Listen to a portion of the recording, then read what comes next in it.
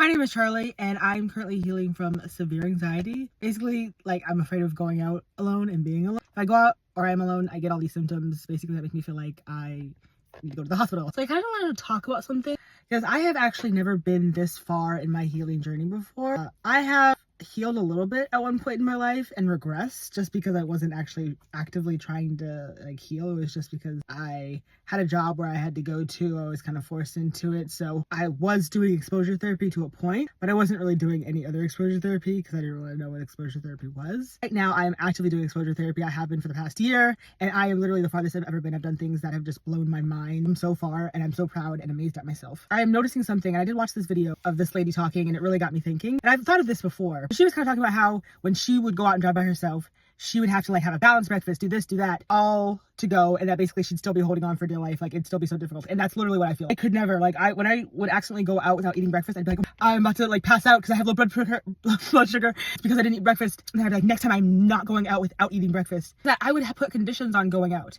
I'd have to have my phone, I'd have to have some juice with me, I'd have to have eaten breakfast, it had to be at a certain time where people would have a car to come get me. I had all these conditions to go out or be home alone. And then all of a sudden I realized during my exposure therapy that sometimes I couldn't control certain factors. I could not always control that someone had a car to come get me. And that was so hard for me. Either one, I didn't do the exposure therapy. I was like, well, I can't do it. Nobody has a car to come get me. Basically that's how life worked. Somebody was always going to have a car to come get me. Or when I was going out and doing exposure therapy, I would just start freaking out. Even in the middle, even when I'm doing completely fine, all of a sudden the thought would come in my head that nobody could get me. And then I just start having a panic attack. So I'm realizing now that I have to stop giving myself conditions. I was forced into not giving myself certain conditions just because of the fact I couldn't control it, such as the car. But the thing is that I can still use the car as a condition. If I wanted to go out right now and go get something to eat, or I don't know, go to the library or go shopping, I would tell myself, oh, there's no other car, because there is no other car because the person's still out.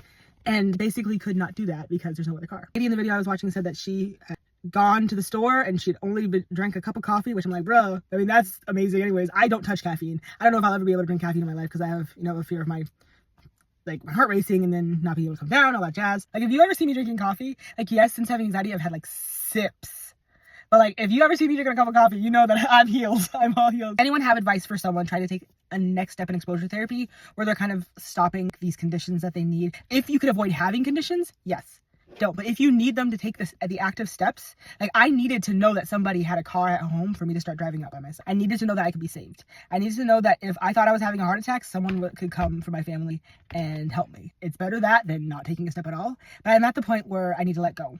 How would you recommend I do that? Because I don't know what I'm doing. I'm learning as I go. Help me. So I could use some help on that if anyone has some advice on letting go of these conditions that we use to do exposure therapy for our panic attacks.